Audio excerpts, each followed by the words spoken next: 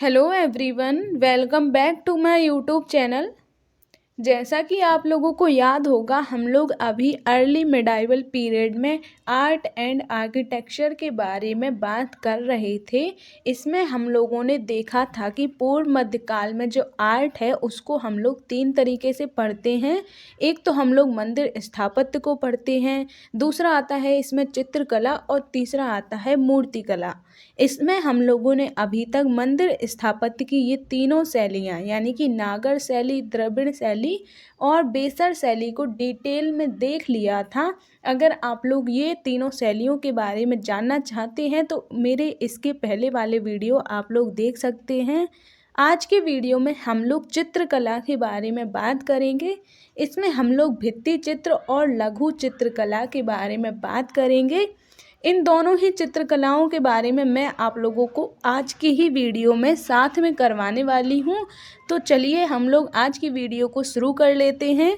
लेकिन इसके पहले अगर आप लोग मेरे वीडियो पर नए हैं तो प्लीज़ मेरे चैनल को सब्सक्राइब कीजिएगा, जिससे कि करंट अफेयर से जुड़े और इसके अलावा एंशिएंट हिस्ट्री से जुड़े और भी इसी तरीके के वीडियो आप लोगों को मिलते रहें। तो चलिए हम लोग शुरू कर लेते हैं। आज हम लोग चित्रकला के बारे में बात करने वाले हैं। अगर हम लोग पूर्व मध्यकाल की चित्रकला के बारे में बात करें तो इसे भी हम लोग 3 तरीके से बांट कर पढ़ते हैं। एक तो हम लोग उत्तर भारत में जो चित्रकला थी उसके बारे में बात करेंगे। फिर हम लोग दक्षिण भारत में किस तरीके की पेंटिंग या फिर चित्रकला हुआ करे थी उसके बारे में देखेंगे। इसके बाद फिर हम लोग सुदूर दक्षिण यानी कि ये जो दक्षिण भारत है इसे हम लोग कह सकते हैं जो दक्कन वाला एरिया है, यानी कि जिसमें महाराष्ट्र आ जाता है, कर्नाटक और आंध्र प्रदेश का कुछ पार्ट, इसे हम लोग दक्षिण भारत कहते हैं। इसके अलावा जो सबसे साउथ वाला एरिया है उसे हम लोग सुदूर दक्षिण कहते हैं। तो इस तरीके से हम लोग इस काल की चित्रकला के बारे में पढ़ेंगे। उत्तर भारत में हम लोग 2 तरीके की चित्रकला देखेंगे। एक तो जो सोलंकी राजवंश हुआ करता था उनके टाइम पे चित्रकला, और दूसरा पाल राजवंश के टाइम पे चित्रकला। उसके बाद दक्षिण भारत में हम लोग चालुक्य और राष्ट्रकूट राजवंश के टाइम पे किस तरीके से चित्रकला या पेंटिंग का विकास हुआ इसके बारे में देखेंगे। और सुदूर दक्षिण वाले में हम लोग पल्लव और चोल चित्रकला के बारे में बात करेंगे। ये सारे राजवंशों के बारे में मैंने आप लोगों को करवा दिया है। ये जितने भी राजवंश हैं ये आप लोगों को पूर्व मध्यकाल के प्रमुख राजवंश देखने को मिल जाते हैं। इनके बारे में मैं आप लोगों को पहले ही करवा चुकी हूँ। तो आप लोग अगर इनके बारे में देखना चाहते हैं तो आप मेरे पहले के वीडियो देख सकते हैं। तो चलिए हम लोग एक एक करके इन चित्रकलाओं को देख लेते हैं। इसमें सबसे पहले हम लोग उत्तर भारत से शुरू करते हैं, जिसमें हम लोग सबसे पहले सोलंकी चित्रकला या फिर हम लोग इसे अपभ्रंश शैली की चित्रकला भी कहते हैं, इसके बारे में बात कर लेते हैं। अगर हम लोग इसके विषय के बारे में बात करें, विषय कहने का मतलब है कि यहाँ पे जो पेंटिंग्स बनाई जाती थी वो किससे रिलेटेड बनाई जाती थी, उसे ही हम लोग विषय कहते हैं। तो सोलंकी शैली में जो पेंटिंग्स बनाई जाती थी वो जैन धर्म और इसके अलावा आम जनजीवन से संबंधित पेंटिंग्स बनाई जाती थी। अगर हम बात करें ये वाली जो पेंटिंग्स होती थी वो लघु चित्रकला के अंदर आती हैं। जैसा कि मैंने बताया 2 तरीके की चित्रकला होती हैं, एक लघु चित्रकला और दूसरी होती है भित्ति चित्रकला। तो सोलंकी शैली की जो चित्रकला है वो लघु चित्रकला के अंतर्गत आती है। लघु चित्रकला को हम लोग पोथी चित्रकला भी कहते हैं। इसके अलावा अगर हम बात करें इस टाइम जो चित्र बनाए जाते थे उनमें स्वाभाविकता नहीं होती थी, मतलब वो रियल नहीं लगते थे, ऐसे ही उल्टे सीधे बना दिए जाते थे। कहीं उनकी आंखें बहुत लंबी लंबी होती थी, कहीं नाक बहुत नुकीली या फिर लंबी होती थी, जैसा कि आप इन चित्रों में देख सकते हैं। कुछ इस तरीके के चित्र जो हैं वो सोलंकी शैली में बनाए जाते थे।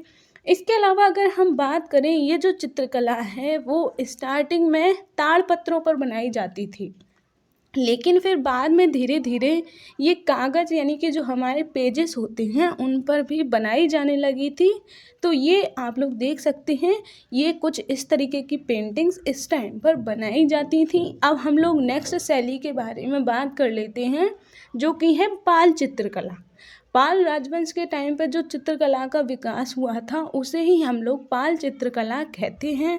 अगर हम इसके विषय के बारे में बात करें तो हम देखते हैं कि ये लोग बुद्ध और बोधिसत्व, इसके अलावा जो वज्रयान जो बौद्ध धर्म की शाखा थी उससे रिलेटेड ही ये लोग पेंटिंग्स बनाते थे। यानी कि जो सोलंकी चित्रकला है वो जैन धर्म से रिलेटेड बनाते थे और पाल चित्रकला जो है वो बौद्ध धर्म से रिलेटेड पेंटिंग्स बनाया करते थे। अगर हम इसके बारे में बात करें तो ये भी लघु चित्रकला के अंतर्गत ही आती है। अगर हम बात करें पाल शासकों के बारे में तो पाल शासक धर्मपाल और देवपाल के टाइम पर ही इस चित्रकला का विकास हुआ था। इसके अलावा ये जो चित्रकला है वो भी पहले ताड़पत्र पर बनाई जाती थी, उसके बाद फिर कागज़ पर बनाई जाने लगी थी। तो ये आप लोग देख सकते हैं कुछ इस तरीके की पेंटिंग जो है वो पाल राजवंश के टाइम पर बनाई जाती थी, इसे ही हम लोग पाल चित्रकला कहते हैं। अब हम लोग चित्रकला की नेक्स्ट श्रेणी के बारे में बात कर लेते हैं। तो ये अभी मैंने जो दो चित्रकला बताई वो उत्तर भारत की चित्रकला थी। अब हम लोग दक्षिण भारत की चित्रकला के बारे में बात, इसमें सबसे पहले हम लोग चालुक्य शैली की चित्रकला के बारे में बात कर लेते हैं। चालुक्य भी मैंने आप लोगों को दो तरीके के बताए थे, एक होते थे जो वातापी के चालुक्य जिन्हें कहा जाता था और दूसरे होते थे कल्याणी के चालुक्य। तो ये वाली जो चित्रकला है वो वातापी के चालुक्यों के टाइम पर विकसित हुई थी, इसीलिए इसे वातापी शैली की चित्रकला भी कहा जाता है। अगर हम इसके विषय के बारे में बात करें तो इसमें बौद्ध धर्म से रिलेटेड भी बनाई जाती थी और जैन धर्म से रिलेटेड भी। इसके अलावा इसमें जो राज परिवार होता था, यानी कि जैसे चालुक्य राजवंश है तो उनके परिवार की जितनी भी पेंटिंग्स होती थी वो भी इस चित्रकला में बनाई जाती थी। इसके अलावा इसमें आम जनजीवन से संबंधित भी बहुत सारी पेंटिंग्स बनाई जाती थी। अगर हम इस टाइम के कुछ प्रमुख पेंटिंग्स के बारे में बात करें तो हमें देखने को मिलता है कि एक हमें इंद्र की सभा का चित्र भी देखने को मिलता है। इसके अलावा चालुक्यों की जो सभा होती थी उसका भी एक चित्र हमें इस टाइम पे देखने को मिलता है, जो कि इसका एक प्रमुख चित्र माना जाता है। अगर हम बात करें ये वाली जो चित्रकला होती थी वो भित्ति चित्र के अंतर्गत आती है, यानी कि उत्तर भारत की मैंने जो दो चित्रकलाएं बताई वो दोनों लघु चित्र के अंतर्गत आती हैं, जबकि ये जो दक्षिण भारत की हम लोग पढ़ रहे हैं ये भित्ति चित्र के अंतर्गत आती हैं। अगर हम बात करें जो हमने अजंता के बारे में बात की थी, अजंता की पेंटिंग्स के बारे में मैंने आप लोगों को इसके पहले वाले वीडियो में कुछ वीडियो पहले करवाया था, तो उसमें भी जो चित्र बनाए गए हैं वो भी हमें चालुक्य शासकों के संरक्षण में ही देखने को मिलते हैं।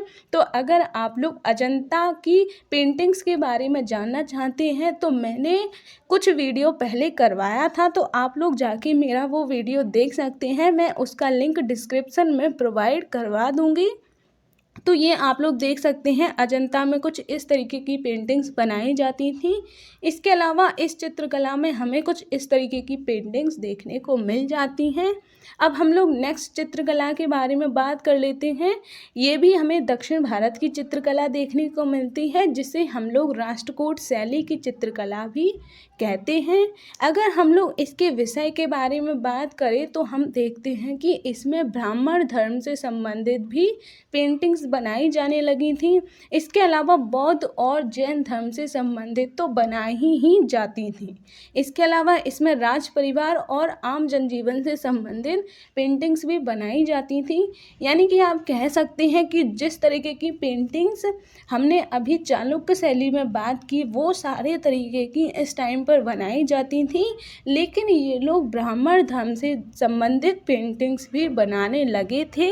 अगर हम इनके कुछ प्रमुख चित्रों के बारे में बात करें तो हमें एक नटराज का चित्र देखने को मिलता है। इसके अलावा कहीं कहीं पर घुमड़ते बादलों का चित्र दिखाया गया है। घुमरते बादलों के चित्र से आप लोग समझ सकते हैं कि ये आम जनजीवन से संबंधित एक चित्र देखने को मिलता है। यानी कि जिस तरीके से जो किसान हैं वो बादलों को देखकर अंदाज़ा लगा रहे हों, तो हो सकता है उससे रिलेटेड ही ये जो चित्र है वो बनाया गया हो। इसके अलावा गरुण जो होते हैं उनके ऊपर लक्ष्मी विराजमान हैं, उसका भी एक चित्र हमें देखने को मिल जाता है। तो ये कुछ प्रमुख चित्र हैं जो इस टाइम पर बनाए गए थे। अगर हम बात करें तो ये वाले जो चित्र होते थे वो भी भित्ति चित्रकला के अंतर्गत ही आते हैं। इसके अलावा मैंने आप लोगों को एलोरा की चित्रकला के बारे में भी करवाया था, तो उसके भी जो चित्र बनाए गए हैं वो राष्ट्रकूट शैली में ही बनाए गए हैं। तो आप लोग अगर देखना चाहते हैं कि मैंने कौन कौन से एलोरा शैली की चित्रकला के बारे में करवाया था, तो आप लोग वो वाला मेरा वीडियो भी देख सकते हैं। मैं उसका लिंक भी डिस्क्रिप्शन बॉक्स में प्रोवाइड करवा दूंगी, तो आप लोग वहाँ से देख सकते हैं। मैं एलोरा और अजंता की पेंटिंग्स के बारे में पहले ही करवा चुकी हूँ, तो आप लोग देख सकते हैं। तो चलिए अब हम लोग नेक्स्ट चित्रकला के बारे में बात कर लेते हैं, जो कि है पल्लव कालीन चित्रकला। और अब ये वाली जो चित्रकला है वो हमें सुदूर दक्षिण की चित्रकला देखने को मिल जाती है। अगर हम बात करें इस टाइम पर हमें कुछ ज़्यादा चित्र देखने को नहीं मिलते हैं। सिर्फ हमने कांची में जो मंदिरों के बारे में बात की थी, उन मंदिरों में ही देवी देवताओं से संबंधित जितने भी चित्र बनाए गए हैं वो हमें इसी शैली में देखने को मिलते हैं। यानी कि इस टाइम पे हमें कुछ ज़्यादा अलग से तो देखने को नहीं मिलता है। सिर्फ जो मंदिरों का विकास इस टाइम पर हुआ था, तो उन मंदिरों के अंदर ही कुछ चित्र भी बनाए जाते थे। जैसा कि मैंने बताया था कि मंदिरों को थोड़ा ज़्यादा सजाने के लिए उनकी दीवारों पर बहुत सारी मूर्तियाँ और चित्र बनाए जाते थे, तो उन्हीं चित्रों को हम लोग पल्लव शैली के अंतर्गत रखते हैं। तो आप लोग देख सकते हैं कुछ इस तरीके के चित्र जो हैं वो मंदिरों की दीवारों पर बनाए जाते थे। अब हम लोग नेक्स्ट चित्रकला के बारे में बात कर लेते हैं, जो कि है चोलकालीन चित्रकला, या फिर इसे तंजौर शैली की चित्रकला भी कहते हैं। तंजौर पेंटिंग जो है वो बहुत ही ज़्यादा फेमस पेंटिंग मानी जाती है, तो इसीलिए ये थोड़ी इम्पोर्टेंट भी हो जाती है। तो अब हम लोग इसके बारे में बात कर लेते हैं। तंजौर का जो मंदिर है उसकी दीवारों पर जितनी भी चित्रकलाएं बनाई गई हैं, यानी कि रामायण से रिलेटेड, इसके अलावा महाभारत से रिलेटेड, इसके अलावा राज परिवार और आम जनजीवन से संबंधित जितने भी चित्र बनाए गए हैं उन्हें ही हम लोग तंजौर पेंटिंग्स के नाम से जानते हैं। अगर हम लोग इसके कुछ प्रमुख पेंटिंग्स के बारे में बात करें तो इसमें भी नटराज की एक पेंटिंग हमें देखने को मिलती है। इसके अलावा दक्षिण मूर्ति मुद्रा में शिव का चित्र हमें देखने को मिलता है। इसके अलावा त्रिपुरातक शिव का चित्र भी हमें यहाँ पर देखने को मिल जाता है। यानी कि तंजौर जो पेंटिंग है उसमें हमें भगवान शिव जी से रिलेटेड बहुत सारी पेंटिंग्स देखने को मिल जाती हैं। तंजौर जो है वो तमिलनाडु का तंजावुर शहर है, जिसे हम लोग प्रेजेंट टाइम पे तमिलनाडु का तंजौर शहर भी कहते हैं। उसी के नाम पर ये जो शैली है इसका नाम पड़ा है, और वहीं से इसका जो विकास है वो होना शुरू हुआ था, इसीलिए इसका नाम तंजौर पेंटिंग्स पड़ा है। तो आप लोग देख सकते हैं कुछ इस तरीके के जो चित्र हैं वो तंजौर पेंटिंग्स में बनाए जाते थे।